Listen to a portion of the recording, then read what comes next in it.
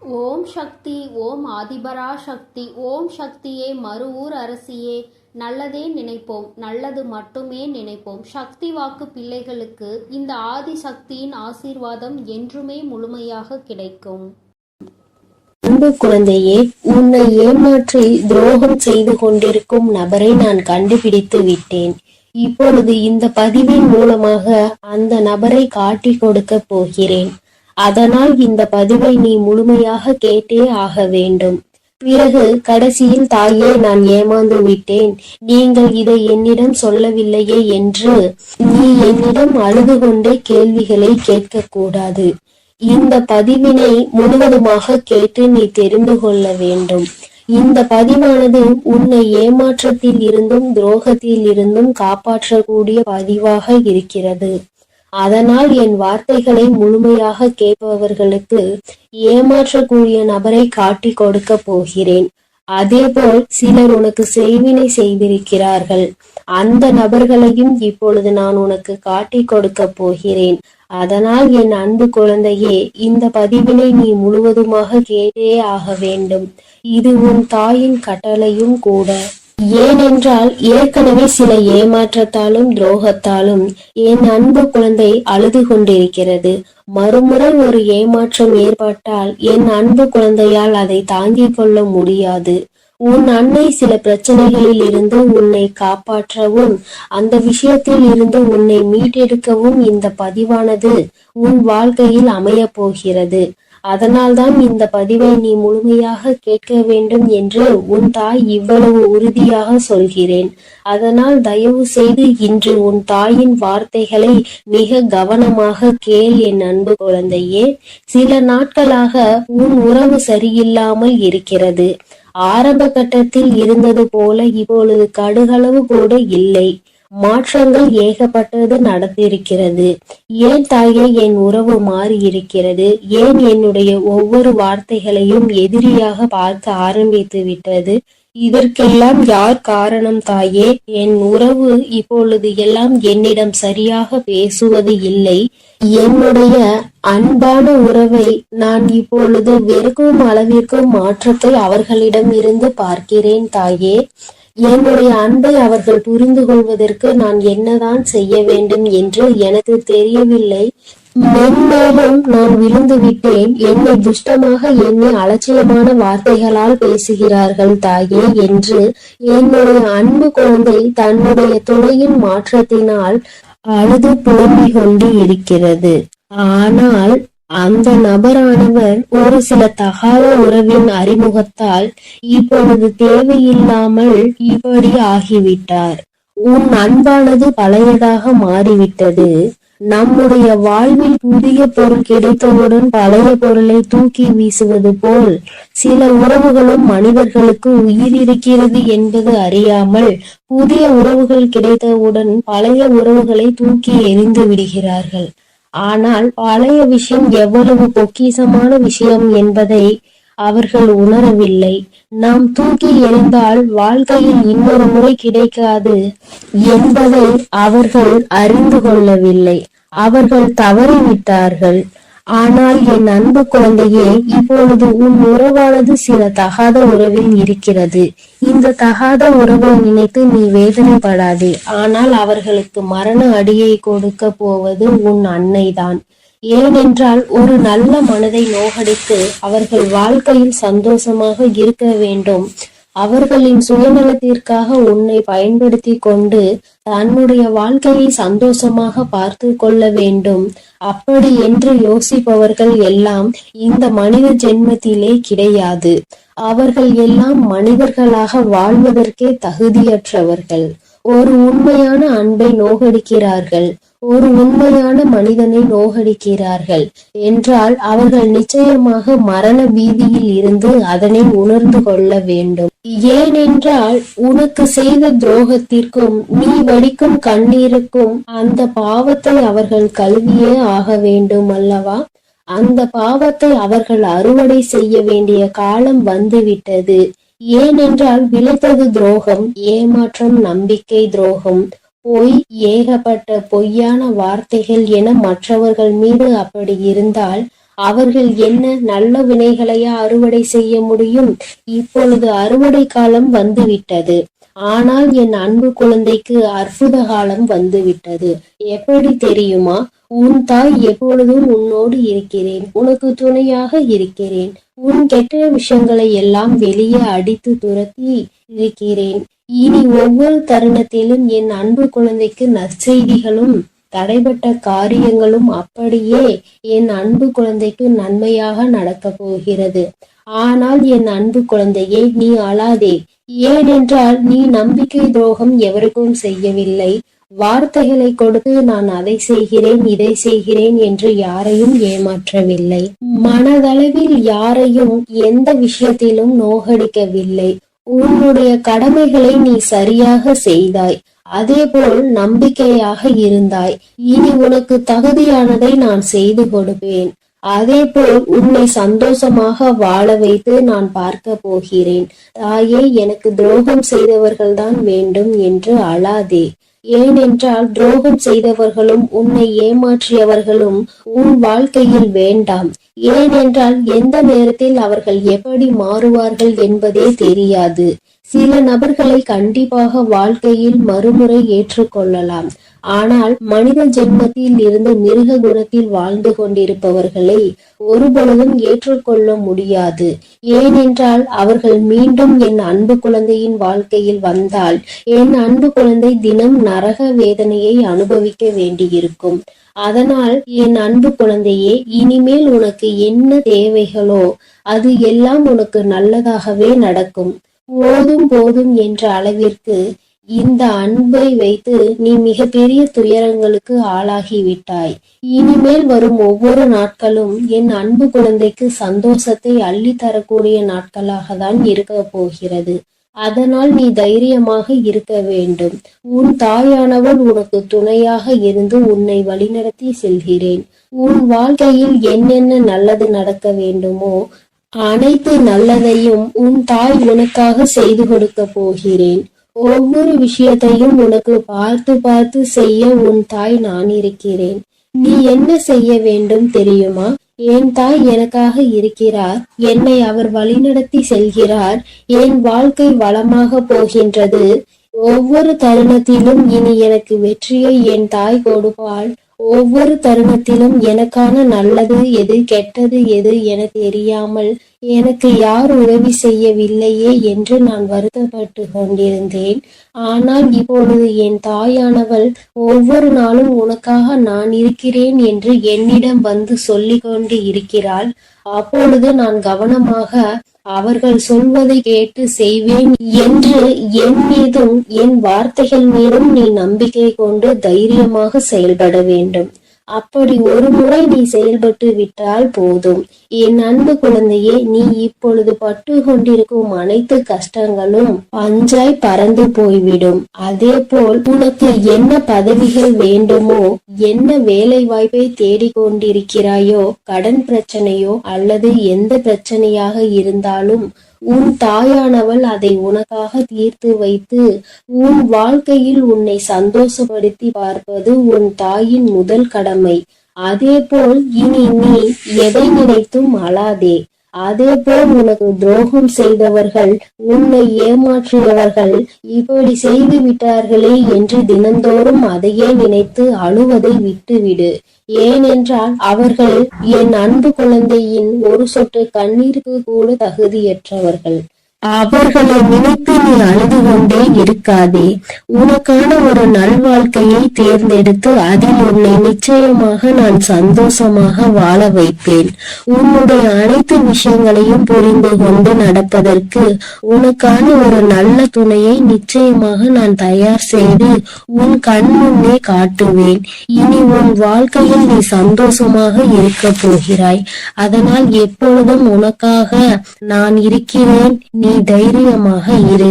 என் அன்பு குழந்தையே, இனி நீ எதை நினைத்தும் கலங்க வேண்டாம்.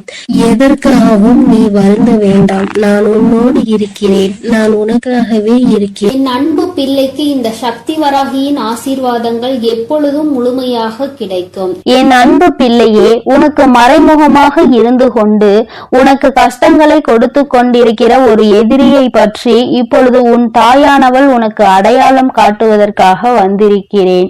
என் தங்கமே, நீ நினைக்கலாம், மறைமுகமாக இருக்கிறார்கள் என்றால் அவர்கள் யார் என்று எனக்கு தெரியாதா தாயே என்று. என் தங்கமே, நிச்சயமாக உனக்கு அவர்களை நன்றாக தெரியும்.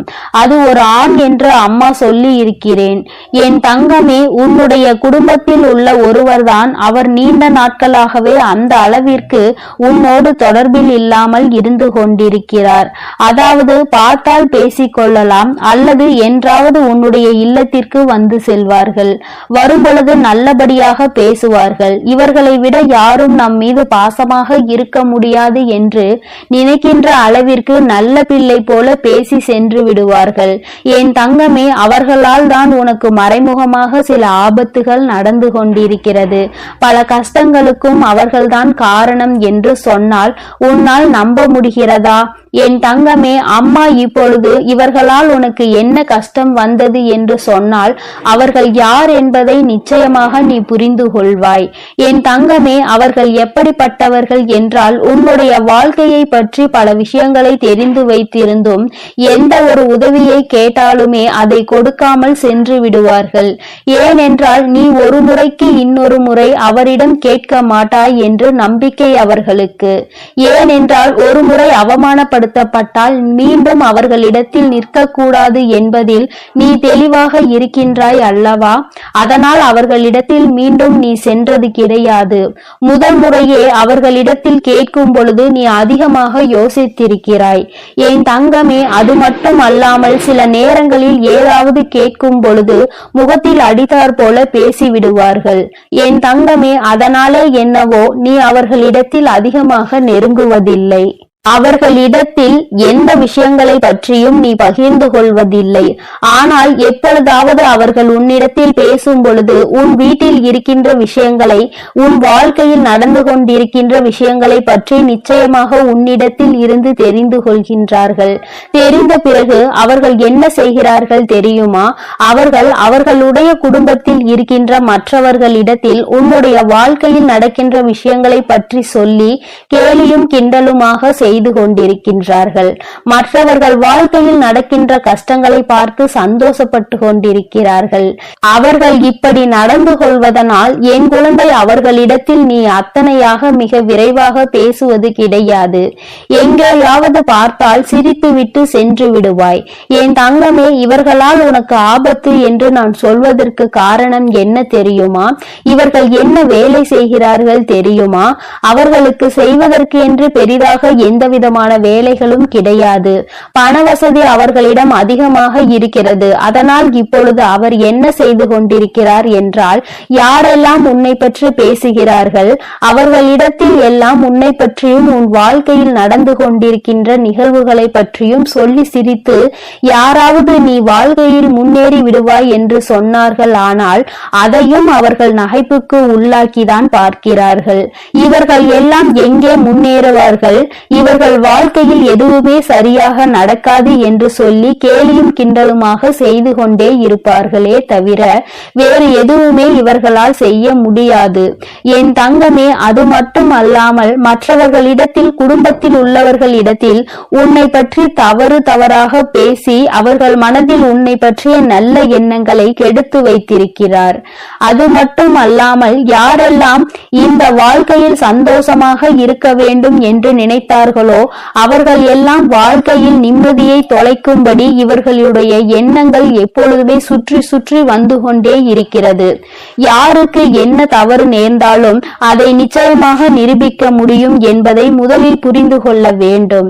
என் தங்கமே, இது போன்று மறைமுகமாக இருந்து கொண்டு அவர்கள் செய்கின்ற செயல்கள், அவரினுடைய நடவடிக்கைகள் எல்லாமே உன்னுடைய வாழ்க்கையை அப்படியே ஒரு வழியாக பிரட்டி போட்டுவதோடு மட்டுமல்லாமல் மீண்டும் நாம் வாழ்கின்ற வாழ்க்கை நமக்கு கிடைத்து விடாதா என்ற ஏக்கத்திற்கு உன்னை ஒரு நாள் தள்ளிவிட்டு சென்றார்கள். என் தங்கமே, எதுவாக இருந்தாலும் சரி, இவர்கள்தான் உன் வாழ்க்கையில் தேவையில்லாத கஷ்டங்களை கொடுக்கிறார்கள்.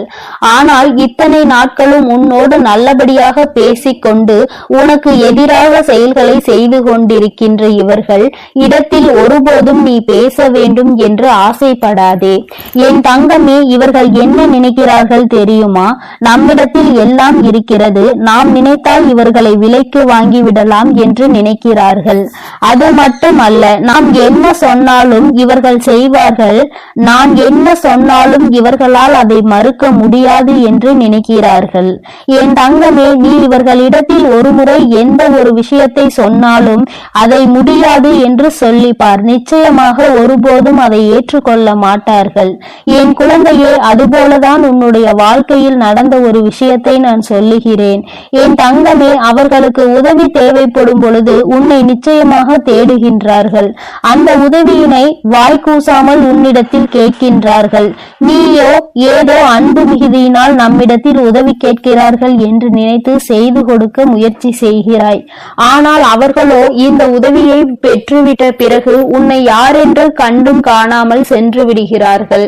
அப்படி கண்டும் காணாமல் அவர்கள் செல்வதினுடைய விளைவுதான் இன்று உன்னுடைய வாழ்க்கையின் பல நல்ல நிகழ்வுகள் நடந்திருக்கிறது.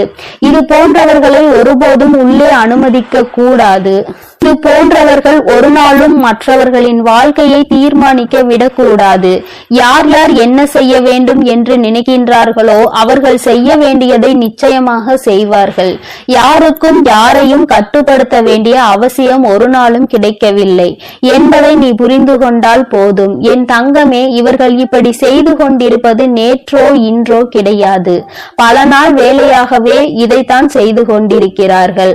பார்த்தால் உன்னோடு நல்லபடியாக பேசுவது போல ஒரு தோற்றம், வெளியே சென்றால் அவர்கள் உனக்கு நல்ல மரியாதை கொடுப்பது போல நடிக்கின்றார்கள். இப்படிப்பட்ட மாற்றங்களோடு அவர்கள் உனக்கு வாழ்க்கை தருவதாக நினைத்து கொண்டு உன்னுடைய வாழ்க்கையை அவர்கள் வாழ்கிறார்கள் என்பதை நீ எப்பொழுதும் புரிந்து கொள்ள வேண்டும். உனக்கு சிறு உதவியை செய்துவிட்டு உன்னிடத்தில் இருந்து மிக பெரிய உதவி என எதிர்பார்க்கின்றார்கள்.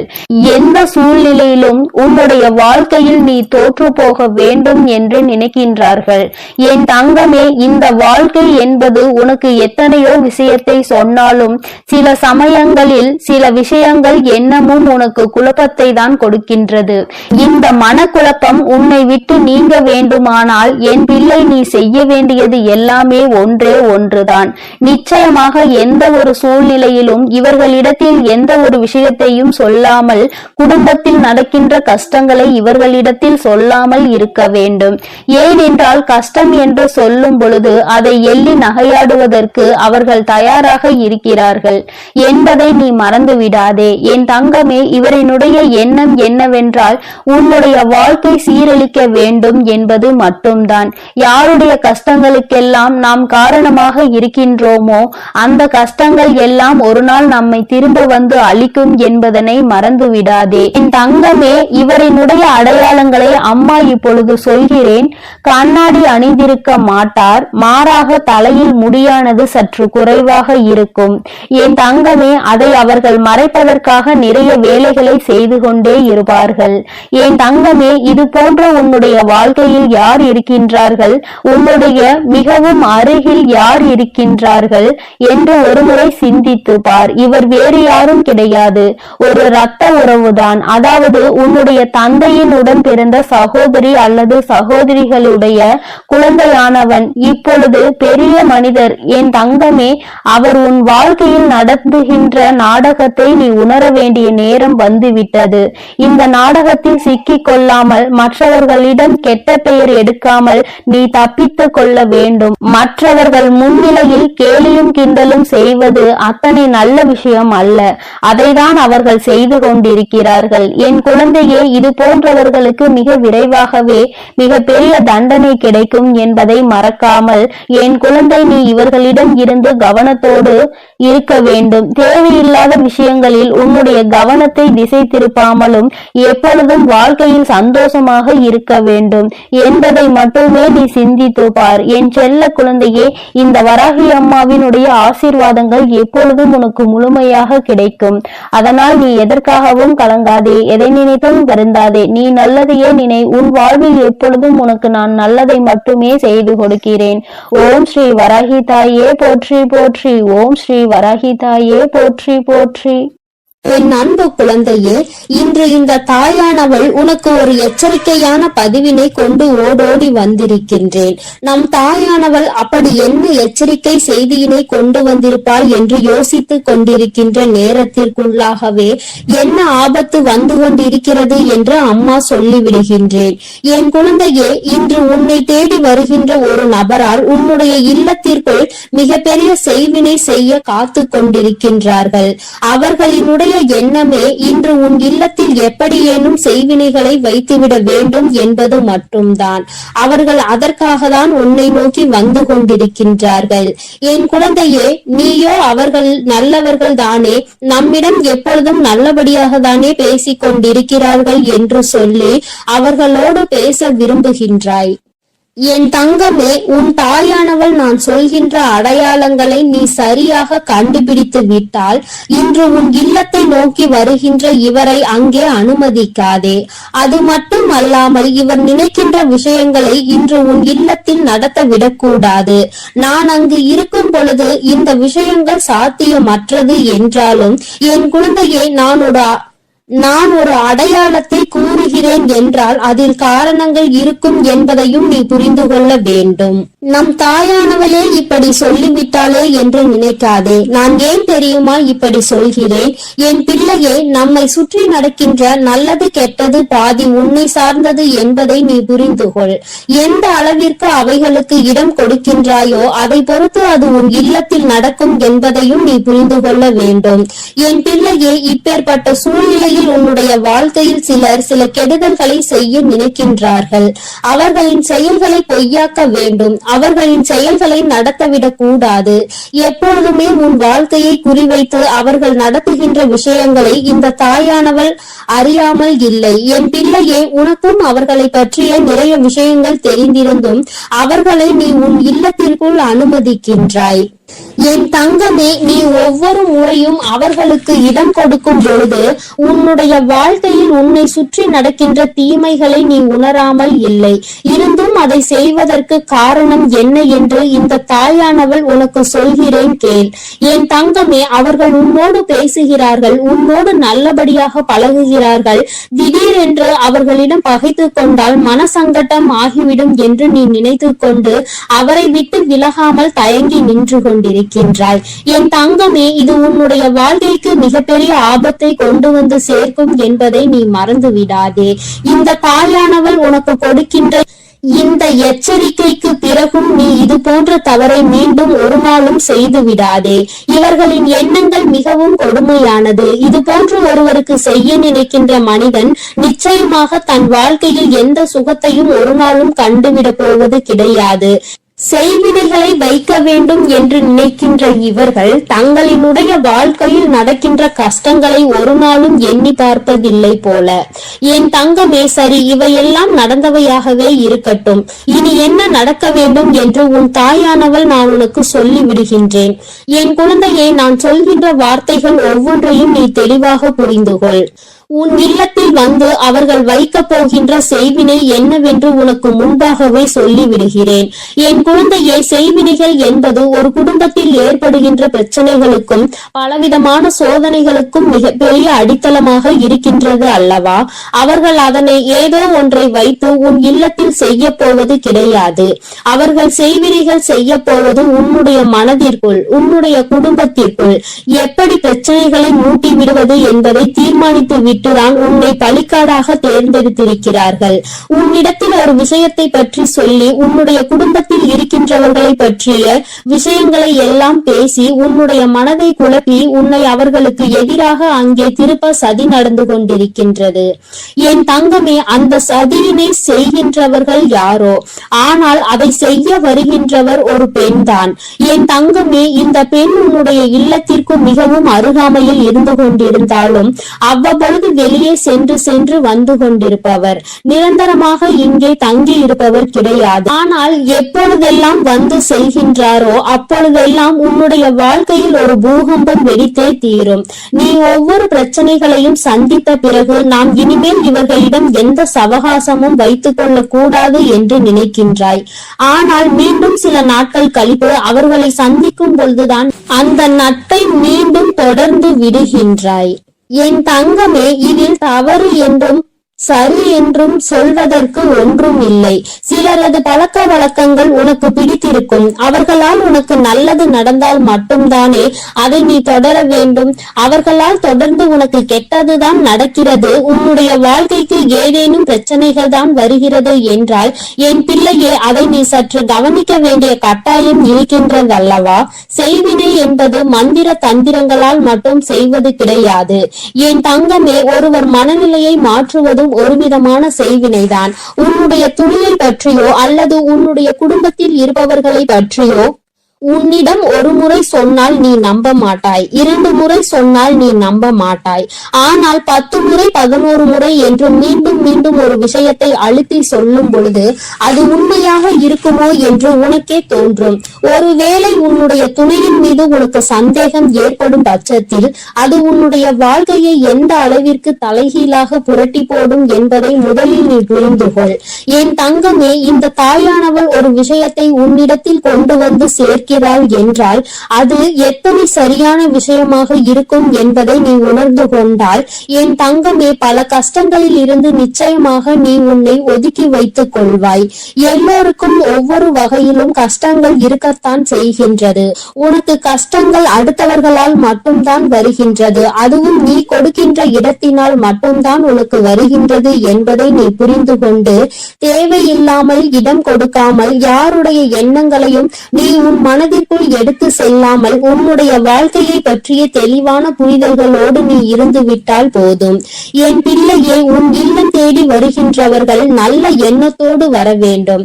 அப்படி இல்லாமல் அவர்கள் எப்பொழுதுமே கெட்ட எண்ணங்களோடு மட்டுமே இருந்து கொண்டிருக்கும் பட்சத்தில் உன்னுடைய வாழ்க்கையில் இது மிகப்பெரிய பாதிப்பினை ஏற்படுத்ததானே செய்யும். என் தங்கமே, எல்லோருக்குமே என் பிள்ளை நல்லது நடக்க வேண்டும், நல்லதை செய்து கொடுக்க வேண்டும் என்று நினைக்கின்றாய்.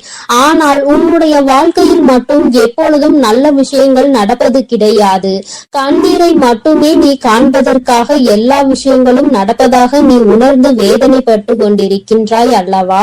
என் குழந்தையே, இந்த தாயானவள் சொல்கின்ற விஷயத்தை ஒருமுறை நீ சரியாக புரிந்து கொண்டால் நிச்சயமாக இந்த வாழ்க்கையில் உன்னை சூழ்ந்து வருகின்ற பிரச்சனைகளில் இருந்து நீ மிக விரைவாகவே மீண்டு வந்து விடுவாய். என் குழந்தையை, செய்வினை செய்பவர்கள் குடும்பத்தில் இருக்கின்ற ஒற்றுமையை மட்டும் சீர்குலைப்பதை நோக்கமாக கொண்டு வரும் பொழுது நீ அதனை அனுமதிக்க கூடாது. உன்னுடைய இல்லத்திற்குள் யாரேனும் வர நினைத்தால் அவர்களை உள்ளே ஒருபொழுதும் அனுமதிக்காதே. வெளியிலே பேசி அனுப்பிவிடு. மிகவும் நெருக்கமானவர்கள் என்றாலும் வரவேற்பு அறையோடு அவர்களை நிறுத்திவிட வேண்டும். அதற்கு மேலும் அவர்களை உள்ளே அழைத்து கொண்டு வந்து உன்னுடைய வாழ்க்கையில் பிரச்சனைகளை நீயே உருவாக்கி கொள்ள கூடாது. என் பிள்ளையே, இந்த தாயானவள் சொல்வதை நீ பின்பற்றி வந்தாயானால் நிச்சயமாக யாராலும் எந்த செய்வினைகளையும் உனக்கு செய்துவிட முடியாது. உன்னோடு இருப்பவர்களை பற்றி தவறான செய்திகளை யாரேனும் சொல்கின்ற பட்சத்தில் அதை முதலில் நீ நம்புவதை நிறுத்திவிடு. அதற்கு உரித்தானவர்கள் யாரோ அவர்களிடம் சென்று அந்த விஷயத்தில் உண்மை எது பொய் என்பதை கேட்டு நீ தெரிந்து கொள்ள வேண்டும். என் தங்கமே, எல்லாவற்றிற்கும் மேலாக என் பிள்ளையே, இந்த வாழ்க்கையில் நீ அடைய நினைக்கின்ற பல நிகழ்வுகள், பல வெற்றிகள் எல்லாமே இனி உனக்கு எப்பொழுதுமே நிரந்தரமாக இருக்க வேண்டும் என்றால் எப்பொழுதுமே எந்த சூழ்நிலையிலுமே சந்தேகம் என்பது எந்த இடத்திலும் உனக்கு வரக்கூடாது. எந்த இடத்தில் வர வேண்டுமோ அது அந்த இந்த இடத்தில் மட்டுமே வந்தால் போதும். காரணம் இல்லாமல் உன்னோடு இருப்பவர்கள், இத்தனை நாள் உனக்கு கை கொடுத்தவர்களை எல்லாம், இத்தனை நாள் ஆபத்தில் ஓடி வந்து உனக்கு உதவி செய்தவர்கள் மீது எல்லாம் சந்தேகப்படாதே. எல்லாவற்றிற்கும் மேலாக வாழ்க்கையில் கிடைக்கின்ற நல்ல நட்பினை தொலைத்துவிட்டு கிடைக்க இருக்கின்ற ஒன்றுக்கும் ஆகாத நட்பினை தொடர்வது எப்படி வாழ்க்கைக்கு நல்ல விஷயமாக இருக்கும்? என் தங்கமே, உன் தாயானவள் சொல்கின்ற நல்ல வாக்கு உனக்கு உரைக்கும் என்று நினைக்கின்றேன். இனியாவது உன் வாழ்க்கையை காப்பாற்றிக் கொள்ள வேண்டியது எப்போதும் உன்னுடைய பொறுப்பாக இருக்கின்றது. எப்போதும் யாராலும் உன்னுடைய வாழ்க்கையை அழிக்க முடியாது என்பது உண்மை அல்லவா? இந்த தாயானவள் என்றுமே உனக்கு உறுதுணையாக இருந்து உன்னுடைய வாழ்க்கையை உனக்கு காப்பாற்றி கொடுத்து விடுவேன். என் அன்பு குழந்தைக்கு இந்த தாயானவளினுடைய ஆசீர்வாதங்கள் எப்பொழுதும் முழுமையாக கிடைக்கும். என் தங்கமே, அதனால் நீ எதற்காகவும் கலங்காதே, எதை நினைத்தும் வருந்தாதே. நீ நல்லதையே நினைத்தால் உன் வாழ்வில் எல்லாம் உனக்கு நல்லது மட்டுமே நடக்கும் என்பதை நீ புரிந்துகொள். என் தங்க பிள்ளைக்கு இந்த தாயானவளினுடைய அன்பும் அரவணைப்பும் எப்பொழுதும் என் அன்பு குழந்தைக்கு இந்த ஆதிபராசக்தியின் அன்பும் ஆசீர்வாதமும் முழுவதுமாக கிடைக்கும். ஓம் சக்தி, ஓம் ஆதிபராசக்தி.